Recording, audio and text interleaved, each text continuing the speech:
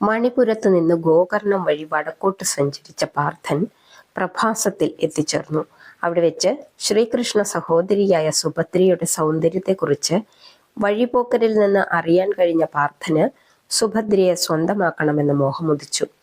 ഒരു കപട സന്യാസിയുടെ വേഷം ധരിച്ച് അരയാൽ ചുവട്ടിൽ ഇരുപ്പുറപ്പിച്ച പാർത്ഥനെ ശ്രീകൃഷ്ണൻ തന്റെ ദിവ്യശക്തിയാൽ തിരിച്ചറിയുകയും പാർത്ഥന്റെ ഉള്ളിലിരുപ്പ് മനസ്സിലാക്കുകയും ചെയ്തതിനാൽ അദ്ദേഹത്തിന് രൈവതക പർവ്വതത്തിൽ താമസിക്കാൻ വേണ്ട ഏർപ്പാടുകൾ കൃഷ്ണൻ തന്നെ ചെയ്തു കൊടുത്തു.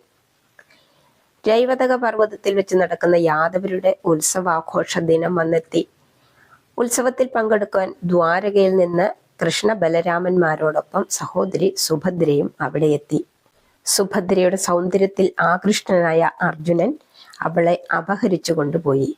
ശ്രീകൃഷ്ണന്റെ മൗനാനുവാദത്തോടെ നടന്ന സുഭദ്രാപഹരണ വിവരങ്ങൾ അറിഞ്ഞ് കോപിഷ്ഠനായി കുരുവംശം മുഴുവൻ താൻ നശിപ്പിക്കുമെന്ന് പറഞ്ഞ് പുറപ്പെടാനൊരുങ്ങിയ രാമനെ കൃഷ്ണൻ സമാധാനിപ്പിച്ചുകൊണ്ട് പറഞ്ഞു, ജ്യേഷ്ഠ, സുഭദ്രയ്ക്ക് അനുരൂപനും യോഗ്യനുമായ അർജുനനെ തന്നെ വരനായി ലഭിച്ചതിൽ നാം സന്തോഷിക്കുകയല്ലേ വേണ്ടത്.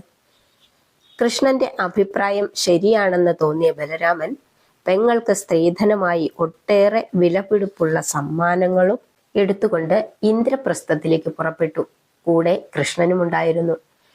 ഇന്ദ്രപ്രസ്ഥത്തിലെത്തിയ സുഭദ്രയെയും അർജുനനെയും സഹോദരന്മാരും പാഞ്ചാലിയും മാതാവ് കുന്തിയും ഹൃദ്യമായി സ്വീകരിച്ചു.